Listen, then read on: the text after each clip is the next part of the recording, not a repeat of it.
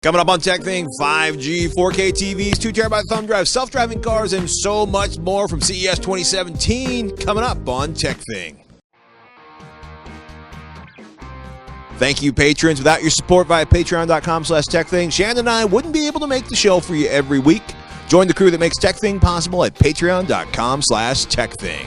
I'm Patrick Norton. And I'm Shannon Morse. And welcome to TekThing, something useful in every show. Yay! We are at CES 2017 here in Las Vegas, Nevada, and it has already been a crazy week. Wouldn't you say? No. You always do that. Everybody needs a hobby. No, I mean, for CES, it's been kind of a perfectly normal week, which is completely unhinged. And yeah, basically. I haven't gotten super drunk yet, though, so that's a thing. It does we did have incipient signs of alcohol bounce the other night. 3 things I learned at CES. All the mesh routers use Qualcomm chipsets. The Gigafactory, you know, the Tesla, Panasonic, lithium-ion thing outside of Reno, Nevada, which is like a tiny percentage of what it'll be when they finish building the whole thing out, started making batteries. This week, Tesla is the first customer, of course. Yay!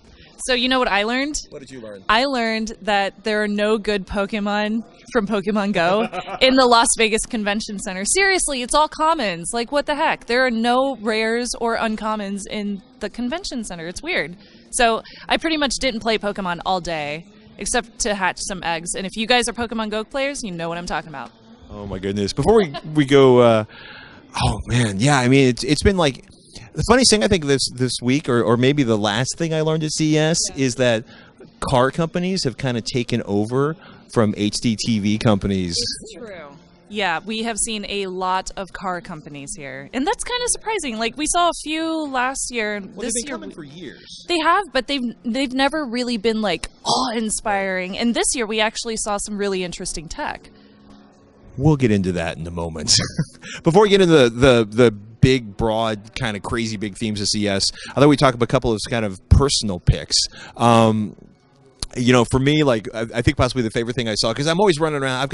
I've got like a 2 or 3 terabyte drive in my backpack at all times. So this is big for a flash drive. It's clunky in a kind of I think I saw it in the toolbox on the Millennium Falcon kind of way. But I so want one of the new 2 terabyte DataTraveler Ultimate GT flash drives from Kingston.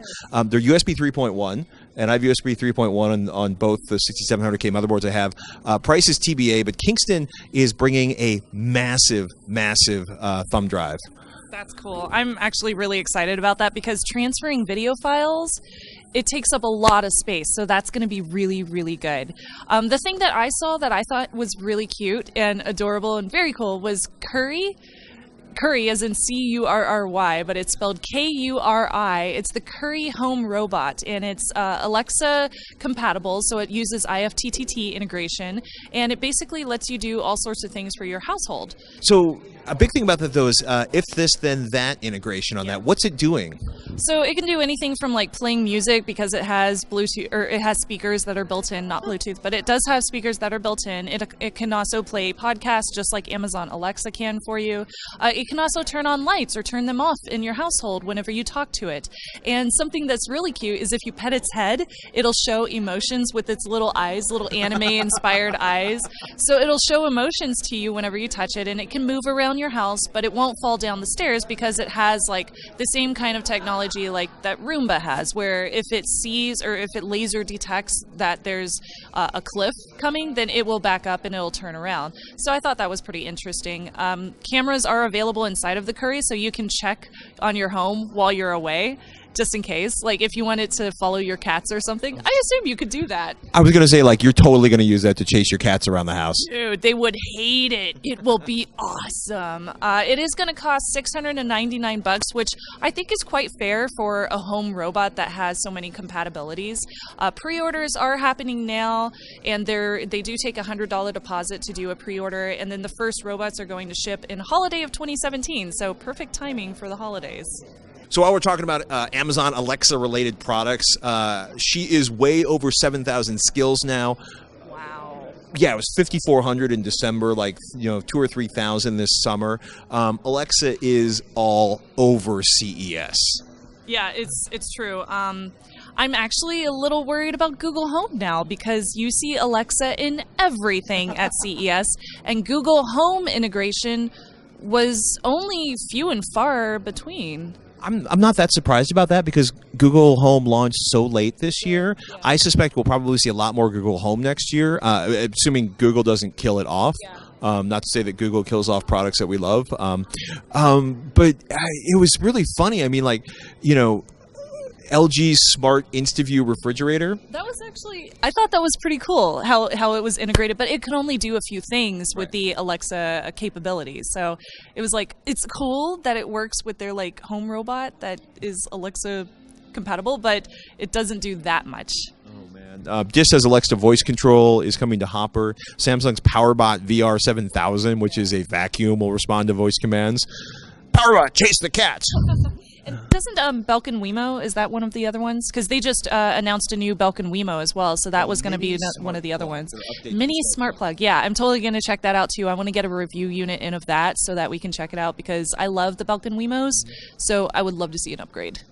You will like it. It is much smaller now. Yes. It is much, much smaller. CNET's got a great running list of everything showing up with Alexa at the show. And you mentioned it before, LG's Hub Robot, which is a home assistant powered by Alexa. It's really strange because it's not pure Alexa. They're like using the back end but putting their own flavor on top of it.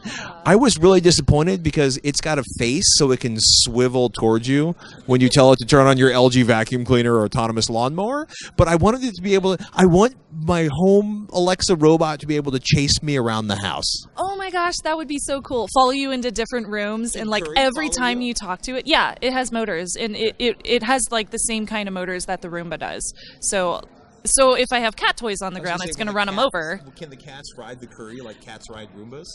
Well, it's a little round on the top, so I don't think that would work out You need so a cat form on top. If you got a question for us, ask at TekThing.com is the place to do it, or you can tweet at TekThing, at Snubs, and at Patrick Norton. Because we really, really want to hear from you. We're a little giddy now. It's like 9 o'clock on Thursday, and we've seen 1,000 things, maybe 2,000 things. You haven't even started on that. You barely pulled a quarter inch out of that thing in the time we've been here. I'm sipping. I have to do a show first. I'm working. The reason I'm not allowed to drink anymore is I drink like a Viking. Oh my goodness. So cars have kind of taken over as the premier mayhem at CES. Big news. Oh my goodness. Fiat Chrysler opened the show with a concept car aimed at millennials. Or aimed, as many people say if they use consonants. Meet the Portal. An electric minivan with barn doors and level 3 autonomous driving. I'm calling it an electric minivan with barn doors. But the Portal, Fiat's like, we're trying to explore the possibility of what a family transportation vehicle could look like for the millennial generation as their lifestyles evolve. I gotta say, I love the big interior spaces. Yeah. I love the big doors that open, the big barn doors that open. If you've ever stuffed like potting soil or a small child into a car. Never done that myself, but I can believe it.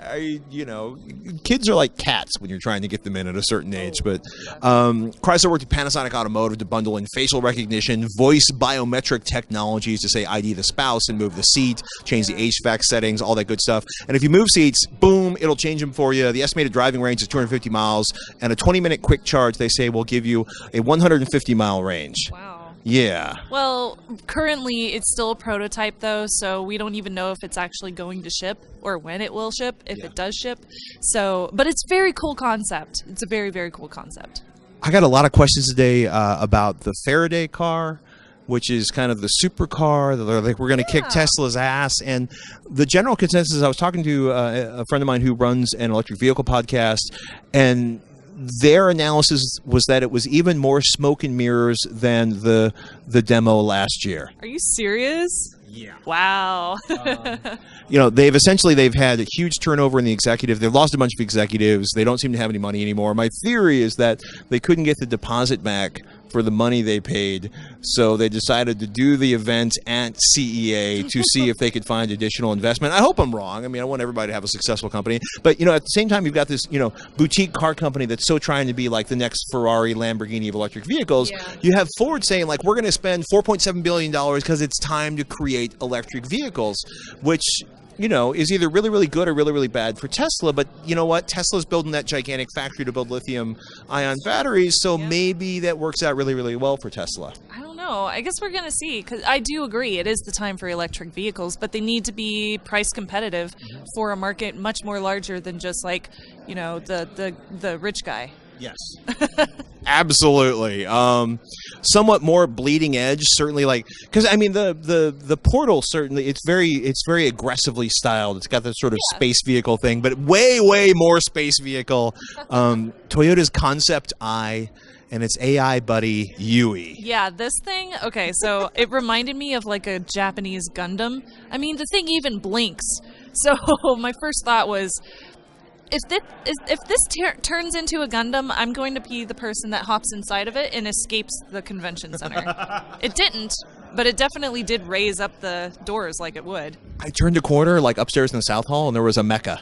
What? There's like a giant walking skeleton you strap yourself inside of. I am told can jump 10 feet in the air. But we were talking about Toyota's Concept I, which is, of course, is self-driving.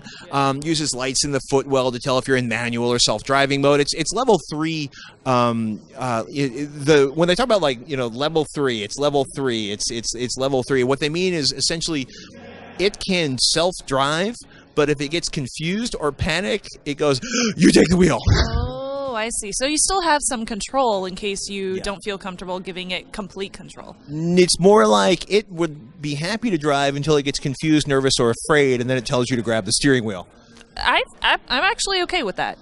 It's where the intelligence or the AI is at this point. Yeah.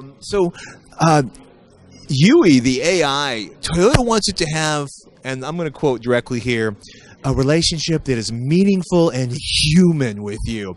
It can measure your heart rate. It knows what time it is, and it can ask you if you're hungry.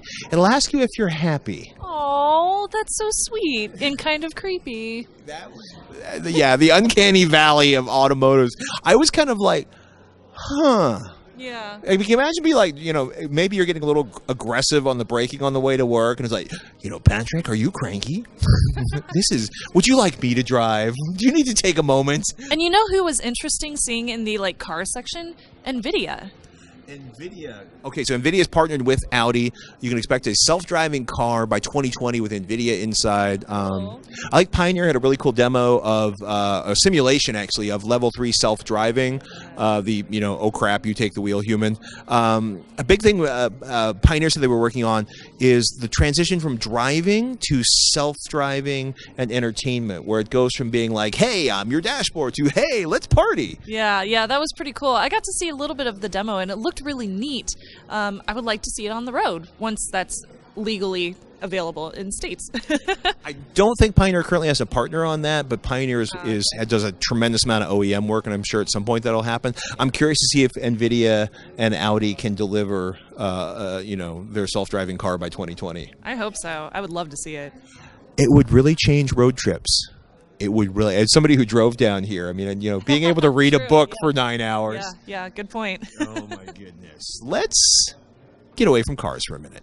All right, enough with the autonomous vehicles, car, electric, battery mayhem. Big screens are definitely in force. I mean, as usual, we see them every single year, but this year I was really interested in the one that had the sound built into the display. We'll get to that in a second. Oh, that was my favorite. So thin is out of control this year in terms of large 4K panels. On the overall picture, like we mentioned, 3D is essentially dead. If you have a 3D movie you love and you're thinking about replacing a TV, look fast, because 3D is essentially gone. HDR is present on pretty much all 4K TVs except for the least expensive models. 4K projectors are still outrageously expensive for the most part. Yes. Thin is out of control. Samsung's QLED, the Q9, Q8, Q7, essentially their quantum dot technology. What's interesting about that is their idea is that they are delivering 100% color volume. Accurate DCI P3. Mm-hmm. These are really interesting. For premier panels, they are edge-lit, not backlit.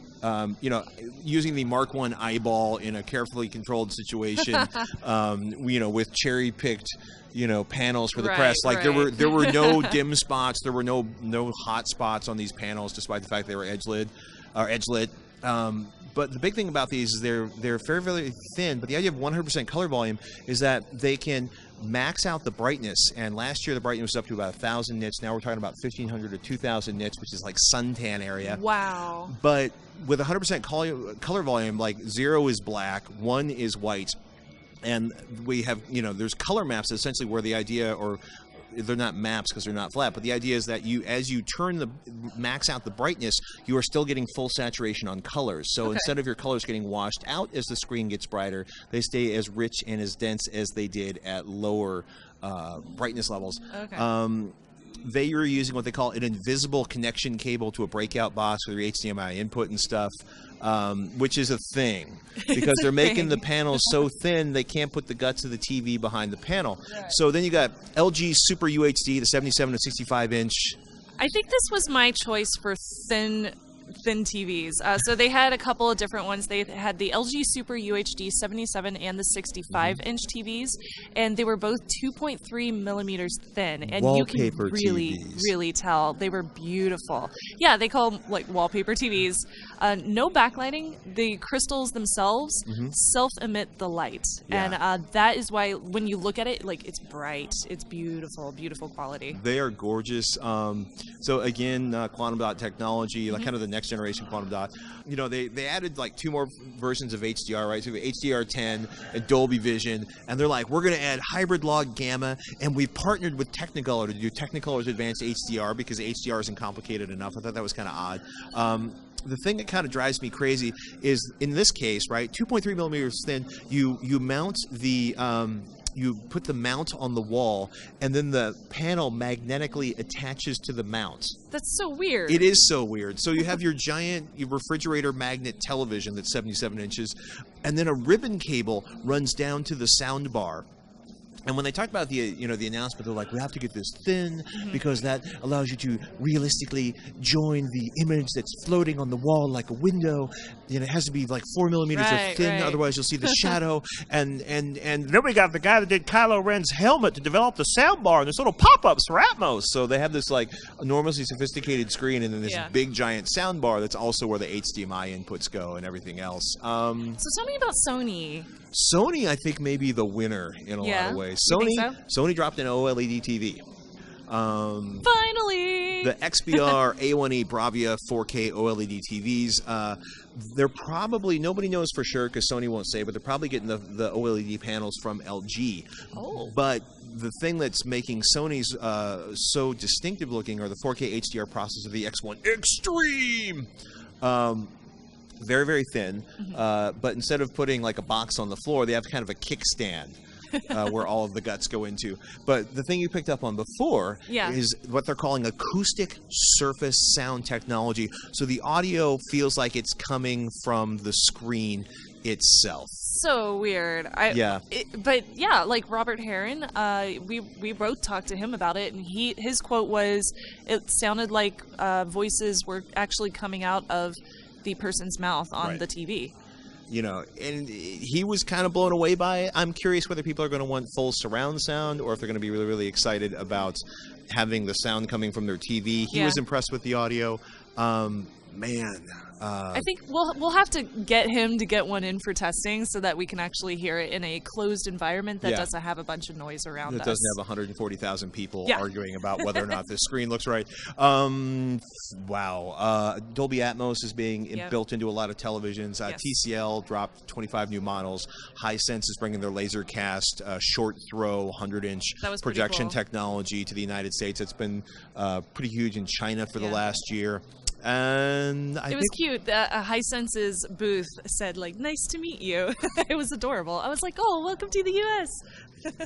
And I gotta say, some of the TCL's Roku TVs look really, really good. They do. They look very responsive, and it looks like they have plenty of entertainment choices built in. So I was really happy with those. I was impressed. We like to be entertained. Got a question for us? Ask at avxl.com. AVXL. Did I do that again? Yeah. Did I mention it's late? Ask at TekThing.com. Are you excited about 5G? Always. Oh, man. No, it was cool seeing everybody interested in 5G and actually doing work on it. Yeah, so Intel, Qualcomm are all over 5G. If you're wondering what 5G is, technically the 3G PP 5G standard isn't quite finished, but ideally you're talking about 10 to 20 times the speed of 4G LTE modems. I'm not sure anybody actually needs 5 gigabits per second on a phone. Well, I would say I do. Just saying. No, I'm just kidding. Expect mobile applications like car, industrial applications. What I'm really curious about is the idea of 5 gig wireless running to your home. Mm-hmm. You're looking at MIMO beamforming antennas and beamforming and beam tracking tech. And what's crazy about this is it's really high frequencies, like 28 gigahertz in the United States. And the idea is that the beamforming is so good, they can do non-line of sight. As in through trees and buildings. That's amazing. We need that because is it N that doesn't do very good? No, it's 5 gigahertz, isn't it? Yeah. Yeah. Well, 802.11 AC kind of fixed a lot of everything. Well. Oh yeah. And sucked. But this is like right. But we're talking about like rollouts by the mobile carriers, and I mean it's kind of like being a cat caught between two fish. No, a fish caught between two cats, right? Because we want competition from Comcast. We do. But I'm not entirely sure I'm excited about the idea of the competition to Comcast being AT&T. Yeah. Or good Verizon. point. But in any case, so. At CES, Intel announced their smartphone modem chip for mobiles and drones. It's supposed to work on both the 28 gigahertz, which is the U.S. frequencies, and the 3.3 gigahertz. It's going to be used for 5G in Europe and China. Cool. Qualcomm, of course, unveiled their X50 back in October. Its chip works on the 28 gigahertz spectrum. But here at CES, Qualcomm, Ericsson, and AT&T announced that they're working on 5G trials. AT&T provides the spectrum. Qualcomm and Ericsson are providing the hardware. When is it coming? Right, they're taping out chips. I guess the real question would be, when are we actually going to see that come onto that consumer market? I feel like it's going to take a few years. It is. Figure like 2018 for like the initial phones to start rolling out, and expect to have them to have dual modems, a 4G and a 5G modem that'll kind of pass back and forth depending on how well it works. So kind of like what we saw on routers, like when they were changing. Yeah, it's going to be 2020 before the mobile carriers really build out the infrastructure for this, but it's coming. It is coming. I'm excited. I like faster speeds. It's always a good thing, especially if they can get it like all across the nation and then like across the world too. Yeah. So I'm super excited because I saw a few different products that I wanted to name off for you guys real quick that I thought were very interesting. Not necessarily the big brand names, but it was cool things that we saw at some of the press exhibits that we got to go to while we were here at CES. Or the corners of the LVC or the corners of the Sands. They're always out there. They are always out there. So the first one that I saw was called the Catspad, and we always see pet tech. Always. But this was a new one for me because we usually see like litter boxes that clean themselves. I've seen more automatic cat feeders. How many do we need? Maybe none of them work. That's why people keep introducing them. But Catspad. Catspad. Well, that one is it is a feeder, but this one is different because it is IoT connected. It's not just like an automated feeder. Your cat is filling its fat little face again. I'm thinking of one of my cats when I say that. That's what I was thinking of when I checked this out. So it's 199 euros on Kickstarter currently, but they're also going to release it after the Kickstarter for 299 euros. So it's better to get in early. It is a feeder. It's also a watering hole for your cats, which is cool because it allows you to program and control the amount of dry food that comes out of the feeder itself during the day. So, for example, if you have multiple cats, you can control the kind of diet that your cats are getting by seeing how much food they are eating every day through the application. Luckily, the app will notify you if the water or the food is low. So if you're super forgetful like I am, the app will just be like, hey, your food is low. You need to refresh this. And then it'll just automate the task every day as usual. The water is filtered and it is fresh because it's basically a fountain. So it's filter built in? Yeah. Is it like it's clean? It's constantly cleaning the cat spit out of the water or the chunks. Yep. So it's completely automated too, and it's moving water too, which is nice for cats. It's not still water, which is always a thing that you need to worry about. The application is free, which is great. So the only thing you pay for is the device, and that's always something I worry about too because I don't want to subscribe. I mean, that's just no. Once you've spent like 300 euros on a pet feeder, you don't want to spend a monthly fee on top of that. You mentioned it handles multiple cats. How is it doing that? So RFID tags that you stick on your cat's collars. So it's just a little cat collar, just like a little plastic pet name or something like that. And when they come up to it, it notifies you that they are near the feeder. And it can only feed one cat at a time because there's only one bowl of food. And my cats eat at different times, so it's perfect for me. So I will be notified anytime a cat comes up there, and I will know exactly which cat is eating what. When's it going to ship? Later this year, I believe. I don't remember if they actually gave us a time. I want to say right now, this is the year of no ship date, no price on almost everything at CES. You were at the Razer's booth. What did you find? Oh, Razer was awesome. So they had this thing called Project Ariana. It's this gaming projector that brings color and a lighted experience to this different kind of level that absolutely fills your room, as opposed to just like being cordoned off to the screen or the monitor. So not only do you get that experience through your screen or monitor, but it also creates this light experience that matches what you're seeing on your screen or monitor out into the entire room. The interesting thing is, while this is just a prototype, it really immersed me into the game by working with the current full RGB chroma lighting. So it worked with the keyboard and the mouse that they had paired up with the video game. It also pairs with smart bulbs in your light in your room, like the Philips Hue, for example. So they had some Philips Hue's little lights set up, and it was changing the lights as I was playing the game. So if you're in like a green tunnel to the lights in the house, oh yeah. Wow. Yeah, that's exactly what it does. So I was in an action sequence, so the lights were constantly changing depending on like what kind of magic I was using. So if it went red, the entire room went red. That's really cool. And it does it with the keyboard and the mouse lighting too? Yeah. So everything is programmed together, completely fills your room with the light, the sound effects too, and apparently it has THX sound engineering built into the projector itself. Now, again, it's a prototype, no ship date, no price, but I would like to see this come to market because it's kind of a different thought process when you come to gaming. So I really enjoyed it. The other thing I wanted to mention was Makeblock Airblock. So this was a cool little drone. You might like this for your kids, Patrick. So it's completely modular. So you can disassemble, you can reassemble it in different kinds of ways, in different formations. So you can use it not only as a drone and fly it in the air, but you can also use it as a hovercraft over land or water. Oh, funny. Very cool. I know, right? It's super, super lightweight, so it's under 200 grams, so you don't have to worry about registering it with the FCC, which is awesome, especially if you like want to buy multiples for your kids and they break all the time. An app is available for iOS and Android. It allows you to write simple code, so you can program it to do different kind of actions. So if you want it to like move forward and then back up, you can write that into this code in this graphical user interface. Very, very easy to use, and they did a nice little demo on the show floor for me, and it was really, really cute. It also has this cool foam border, which makes it really easy to bump into things. So again, if you break it, or harder to kill, if you break it, it's very, very easy to fix and put back together because it doesn't break, because it's made of foam, and the propellers are like covered, they're blocked from hitting anything. So it's nicely built. I like the way that they did it. It will retail for $149, and they did give me a ship date, kind of, later this year. That was their ship date. Lastly, I did want to give you a really quick ThreatWire security brief. One of the neat things that I saw here at CES was the fact that a lot more companies are paying attention to Internet of Things, IoT devices like Amazon Alexa, Philips Hue, everything that you have in your house that's connected to your wireless network. Smart technology with privacy and security involved. So one that I got to see in person was the Norton Core. This is currently in pre-order for $200.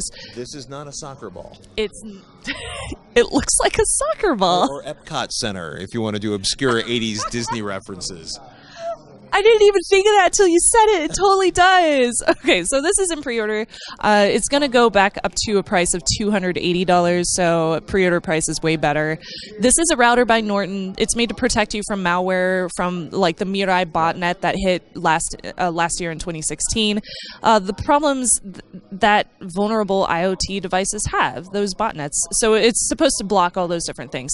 It is going to be subscription-based, right. So it comes with 1 year of the subscription. After that, you have to either just use it as a regular router or continue the subscription. Yeah, and you're looking at about, they're doing, for all of your IoT type stuff, they're not really charging you, but for every, you need a license for every, Macintosh, Windows, Linux, Android, iOS device, and you're looking at about $109 a year for 10 licenses. And that's the unfortunate part, but luckily there is a lot of competition that I'm seeing here at CES in this market for security-enabled IoT protection devices, if you will. It does come with an app that allows you to see what devices are on your network and which ones are vulnerable, which ones are not. It allows you to have control over specific items that you may want to give access to. Maybe you're testing them like I would on my own network because I like to be a security person. So I like to test these things and see what kind of malware tries to get into my network. But you have control over those things, which I thought was really cool. And if you don't want to have control of that, you can set it so that everything that is vulnerable gets blocked immediately. So I like that they allow that customization, and I was really happy to see people paying attention to that. Ask at TekThing.com or tweet at TekThing if you've got a question about CES 2017 or just a regular tech question or a product you want us to review.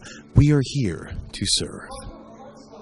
Oh my goodness. If I'm thinking about my picks, there's no AMD pricing yet. I'm actually not going to see AMD until 8 o'clock tomorrow morning, but they dropped a release. Basically says we have lots of motherboards being built. They're working on third-party cooling solutions. So AMD is getting closer, but they're not quite close enough to release the pricing information. One of the first things I saw was actually one of my favorites at the first event, whatever the first thing we went to on Tuesday night was. CES Unveiled. That's the one. Yeah. Lenovo's 500 multimedia controller. It's a keyboard. It looks like a big fat BlackBerry kind of thing, except that the entire keyboard itself is a touchpad. It's actually really cool.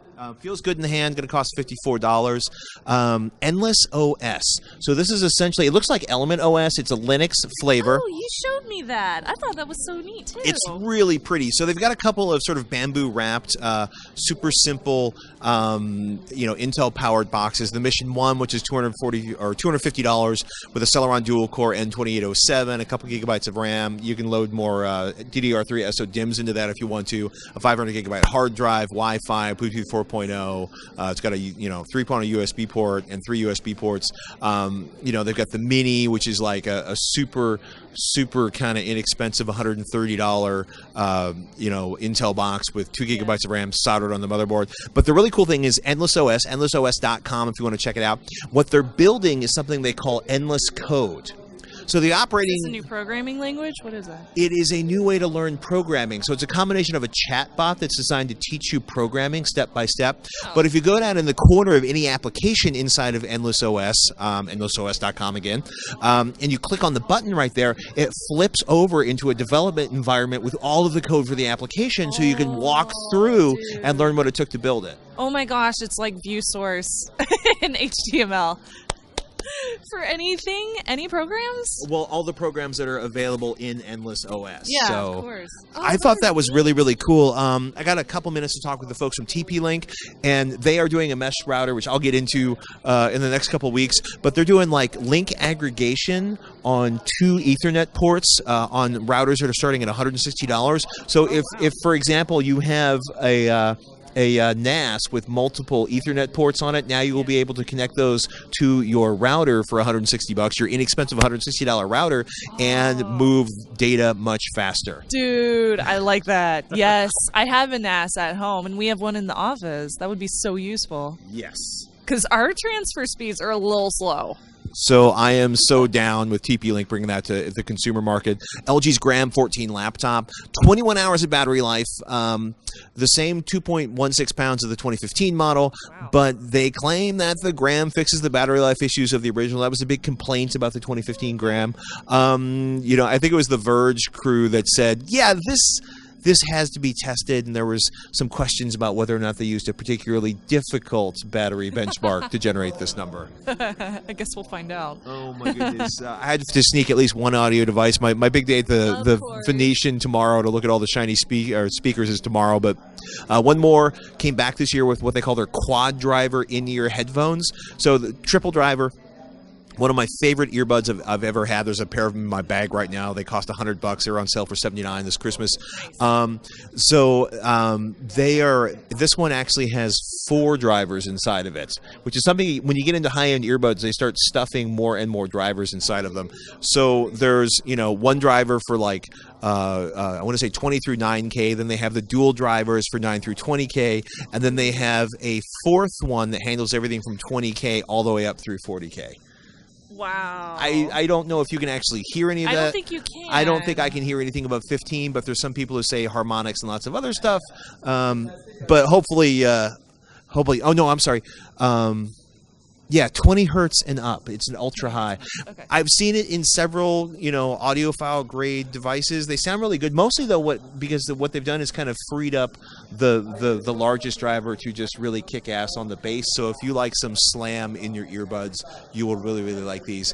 They're a little harder to drive than the triple drivers. These ones I tested out. $199. Big price increase, and they will be available, I believe, later this year. Oh, that's not bad. So, hey, I wanted to butt in. I just saw another pic from CES. What? It was a guy with a T-shirt that said, "I got 99 problems, but a hacker ain't one." Oh, man. What do you want to bet he's selling a security product? I suspect he is. You know what? Next week we're going to be talking about what's going on with mid-price Android phones. Not a lot of high-end Android phones. Gosh. And stuff. Stuff. Yeah, I'm sure that we'll see more tomorrow. Tomorrow and then the day after that are going to be our last 2 days here at Las Vegas Convention Center for CES. And the Sands. And the Sands, and yeah. the Venetian. Oh, yeah. I want to check out the IoT Village and see what's new there. Apparently there's a solar-paneled shade, like patio shade thing. That you seem to be has obsessed speakers. with that. I am. It's just so weird. Like, I want to see it in action. We also saw the Foldmate Laundry Mate, but it is a prototype and it does not work yet. Well, they have the technology working in their laboratory, but they haven't shrunk the mechanical parts down to fit inside the super cool enclosure. Exactly. And we're heartbroken. Yeah, a little bit. Yeah, I'm a little heartbroken. So close. So close. I'm really obsessed with this laundry Foldmate. No, you're really obsessed with never folding laundry again. Yeah. Well, yeah. Of course I am. Oh, my goodness. Ladies and gentlemen, go to TekThing.com to find the show notes, all the links to anything we can find links to in the show today, and all the information on subscribing to the show. You can email us at ask@TekThing.com. I'm at Patrick Norton. And I am at Snubs. And we're both at TekThing, and thank you so much. If you want to check it out, patreon.com/TekThing. Thank you to all of our patrons. And with that, ladies and gentlemen, she's got to edit, and I actually have to go talk to more people. Yay.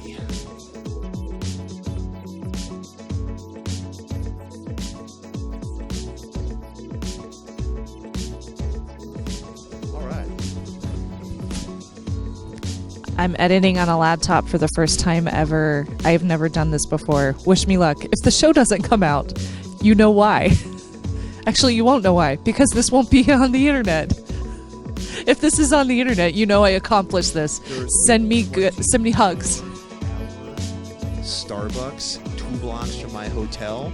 So if you need a 2 a.m. Frappuccino, yes, on it. And I can bring you a chili dog from American Coney Island. Oh, thank you. Yeah, it's like a Vegas clone of a place that's in Detroit. Come on, cheese fries, chili dogs, Frappuccinos. You can do this. Thank you to our Patreons. Thank you guys so much. sent us here. It's because of you. So thank you.